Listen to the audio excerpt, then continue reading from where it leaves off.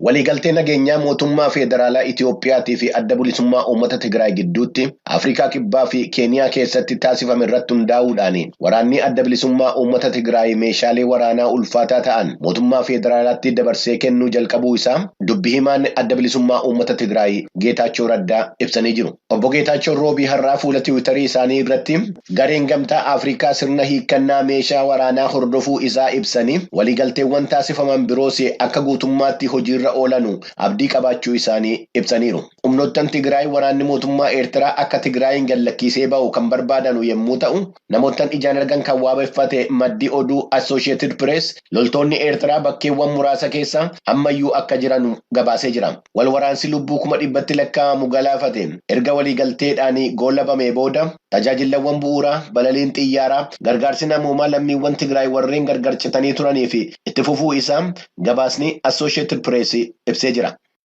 Hanga'oonni mootummaa Itiyoophiyaa haal duree tokko malee namoota mirga namoomaatiif falmanii 4 akka mana hidhaatii gallakkisan dhaabbanni addunyaa mirga namoomaatiif falmu Amnesty International gaafatee jira. Hojjettoonni mana maree mirga namoomaa Itiyoophiyaa Daani'el Tasfaayee, Buzaayyoo Wandimmuu, Barakat Daani'elii fi Naa'om Huseen kan humnoota mootummaatiin hidhaman amajjii 5 bara 2023 akka ta'e kan ibse Amnesty International. Namoonni kun kan hidhamanii kibba magaalaa Finfinnee bakka Alam Baank jedhamutti diigumsa manoottan jireenyaa irratti raawwataa ture yommuu qorachaa turanidha. Himatamtoonni kun amajjii 6 mana murtiitti dhiyaatanus hojii isaaniif hin eeyyamamne irratti bobba'anii turanii kan jedhe poolisiin qorannoo isaa waan hin xumurree fi guyyaan dabalataa akka eeyyamamuuf gaafate manni murtiis gaaffii poolisootaa fudhachuudhaan amma amajjii 11tti guyyaa dabalataa eeyyamuu isaa Amnesty International ibsee jira.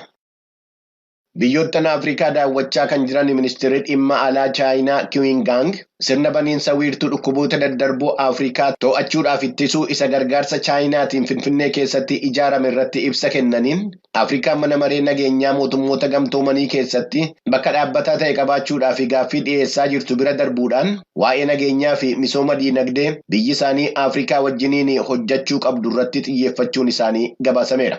Dura ta'an Komishinii Gamtaa Afrikaa Muusaa Faaqii Mohaammed ibsa waloodhaan kennaniin dhimmi Afrikaan mana maree nageenyaa mootummoota gamtoomanii keessatti bakka teessoo dhaabbataa ta'e qabaachuu dhimma Afrikaa isa yerootii jedhaniiru. Warreen biroo dhimmoottan warreen biraa irratti murteessuun fudhatama hin qabu kan jedhan Muusaa Faaqii Mohaammed Afrikaan eenyu wajjinuu firoomuudhaaf hojjechuudhaaf akka banaa taate ibsanii qajeelfamni keenya wanti nu dursa kennuu barbaannuu fi fedhiin keenya eegamuu qabaa jedhaniiru. Ministeerri dhimma alaa Chaayinaa gama isaaniitiin Afrikaan kan barbaaddu firoomaa fi walgargaarsa malee waldorgommii cufa ta'ee miti jedhanii biyyoottan Afrikaa akka gara tokko qofa dhaabbatanu eenyuyyuu dirqisiisuu hin danda'u jechuun isaanii gabaasameera.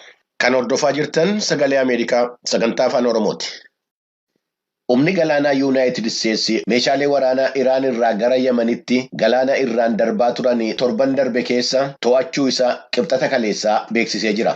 Ibsi kutaa waraana galaanaa 5ffaa irraa ba'ee akka jedhetti sulula galaanaa Omaan irratti doonii qurxummiin ittiin qabamaa ture keessaa qawwee kilaashii 2,116 ittuu gara hidhattoota Huuttii warreen mootummaa Iraaniin deeggaramutti darbaa jiruuti kan qabame jedhameera. Ibsi humna galaanaa Yuunaayitid Isteetsi irraa ba'e kun akka dabalee jedhetti ji'oottan lamman darban keessas dooniiwwan Iraan irraa meeshaa waraanaa fe'anii gara Yemenitti imalaa turan 2 to'annoo jala oolanii jiru. Ogeessonni mootummoota gamtoomaniitii fi kanneen walaba ta'an meeshaaleen waraanaa gara Yemenitti darban Iraan irraa ta'uusaa mirkaneessanuus Iraan garuu garee Huuttii hidhachiisuu isee irratti waan jedhamu haalaa jirti. Gareen Huuttii fulbaana bara 2014 kaasee magaalaa guddittii Yemen Sana'aa to'achuudhaan mootummaan biyyattii hawaasa addunyaa biratti fudhatama qabu akka magaalicha keessaa godaanu taasisuun isaa ni beekama. Ministeerri dhimma alaa Yuunaayitid Isteetsi Antoonii Biliinkenii fi ministeerri ittisaa Lloyd Austin gitaalee isaanii ministeera dhimma alaa Jaappaan Hayashi Yoshimaasaa fi ministeera ittisaa Hamada Yaasukaazuu wajjin dhimma sodaa waraanni Chaayinaa galaana baha Chaayinaatii fi naannoo Taayiwaan irratti uumaa jiru akkasumas waa'ee humni galaanaa Yuunaayitid Isteetsi odoola Jaappaan Okinaawaa jedhamu irra qubachiisuu irratti roobii har'aa Waashingtan keessatti mari'achuun isaanii gabaasameera. Haasaan hooggantoota dippiloomaa dippiloomaasii fi ittisaa biyyoottan lammanii gidduutti taasifame. Yommuu pirezidaantii Joo Baayiden muummicha ministeeraa Jaappaan Faamiyoo Kishiidaa waliin marii taasisuudhaaf deemanu guyyaa 2 durseeti. Pirezidaantii Baayidenii fi muummichi ministeeraa Jaappaan iftaan amajjii 13 bara 2023 as Waashingtan DC keessatti wal arganii dhimmoota waloo irratti akka marii taasisan gabaasameera. Gareen waraana dhuunfaa Raashiyaa kan bitamee loluu fi Waagner jedhamee beekamu magaalaa baha Yuukireen keessatti argamtu Sooledaariin to'achuu isaa roobii har'aa ibsee jira. Aangawoonni mootummaa Yuukireenii fi waraanni Yuukireen magaalli Sooledaarii fi naannoon isaa haleellaa meeshaa waraanaa Raashiyaa jala jiraachuu isaaniitii fi waraanni isaanii naannoo sanatti waraana Raashiyaatii wajjiniin lola cimaa taasisaa jiraachuu isaa ibsanii jiru. Ministeerri ittisaa Biriteen gama isaatiin loltoonni garee Waagnerii fi waraanni Raashiyaa harka caalaa magaalaa Sooledaar qabachuu isaanii ibseera. Haaluma walqabateen Yuunaayitid Isteetsitti ambaasaaddara Raashiyaa kan ta'an Anaatoolii Antoonoof ibsa kennaniin Yuunaayitid Isteetsi loltoota Yuukireen bakka leenjii meeshaa waraanaa kutaa Oklaahomaatti argamuu fi Foort Siil jedhamutti leenjii beekumsa misaa'elaa kennuu jalqabuun ishee Waashingten alkallattiidhaan wal waraansa Yuukireen keessa seenuu ishee kan mirkaneessuudha jechuun isaanii gabaasameera. Peentaagonitti itti gaafatamaa dhimma pireesii kan ta'an Birgaader Jeeneraal Paat Raayider leenjiin miseensota waraana Yuukireeniif kennamu torban keessatti akka jalqabu mirkaneessaniiru.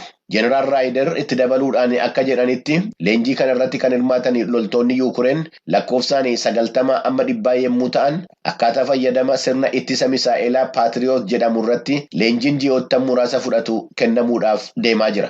Yuunaayitid Isteetsi konkolaattota waraanaa warreen farda taankii ta'an 50 Yuukireeniif kan ergitu yommuu ta'u loltoota Yuukireen meeshaawwan kana fayyadamanuu fi leenjiin biyya Jarman keessatti kennamaafii akka jiru Peentaagoon tibbana ibsuun isaa gabaasameera. Hordoftoota keenya oduuwwan galgala kanaaf qabnu kanuma qophiilee keenyaafanii wajjin turtii gaarii. Gabaasa itti aanutti dabarraa godina Qeellam Wallaggaa aanaa Laaloo Qilleetti barsiistonni 20 ol ta'an mootummaan maaliif seera malee mindaa keenya muraa jedhanii waan gaafatamaniif erga hidhamanii torban tokko ol ta'uu maatii fi barsiistonni sagalee Ameerikaatti himaniiru. Waajjirri bulchiinsaa fi nageenya aanichaa barsiistonni kun an hidhaman mindaa isaanii waan gaafanneef odoo hin ta'in barattoota fi barsiistota waan kakaasaniifi jedha. Naakoor Malkaa dabalata qaba. Naannoo Oromiyaa godina Qeellam Wallaggaa aanaa Laaloo Qilee keessa jiraataa ta'uu isaanii namni dubbataniif sababa nageenya koofan sodaadhaa jechuudhaan maqaan isaanii akka hin caqasamne gaafatan obboleessi isaanii waajjira poolisii aanaa keessatti akka hidhamanii jiranii fi erga hidhamanii torban tokko ta'uu isaanii dubbatan sababa itti hidhaman jedhaniifis akkasitti ibsu. Mana barumsaa Arfan Laaloo kan jedhamu irraa obboleessa kooti kan hidhame barsiisaan tokko gaafa 24 gaaffii miindaa gaafatanii miindaa nurraa ciraa jira miindaa nuuf adeemu kan jedhu gaaffii gaafannaa ammaaf gaaffii kana gaafatan jechuudhaan barsiisota kana qabanii nu duraa hidhan. Eenyu kan dhiyeessattiidhaan? Waajjira poolisii aanaa Laaloo Qilee irrattidhaan humnootuma nageenyaatu qabee hidhe. Nama meeqa ta'u kan hidhamanii jiran amma obboleessa keessan malee? Obboleessa kiyyaa wajjin nama 24. Mana murtiitti dhiyaataniiru? Lakki wanta akkasii hin jiru namni dubbise illee hin jiru. Barsiisaan biraa maqaan isaanii akka hin caqasamne gaafatan barsiisotni 20 ol ta'an kan hidhaman miindaa guutuu argachuun mirga keenya jechuu isaaniitiin jechuun ibsanii jiru. Gaaffii mirgaa keenya mindaa nyaannu isaa ture hamma bara kanaatti. Inni 2013 maaddii biyyaalessaa kan jedhamu tokko haa ta'u misooma biyyaati jennee tamannee kun kanaan utuu jiru 2014 immoo waajjira paartii badhaadhinaa godinaa ijaarama jedhanii parsantii 100 ammas utuu haalli qaala'insaa nutti ulfaatu utuu humnaa ol jireenyi nutti ulfaatee jiru utuu beekanii utuu iyyannoo humnaan nurraa kutan 2015 kana immoo ijaarsa waajjira aadaa kan godina kanaa kan godina Qeellam Wallaggaa atu ijaarama kan jedhuun parsantii 100 ammas mindaa keessanirraa kuttanii kennuu qabdu waan jedhamu nuu kaasanii haalli jireenyaa nutti ulfaata.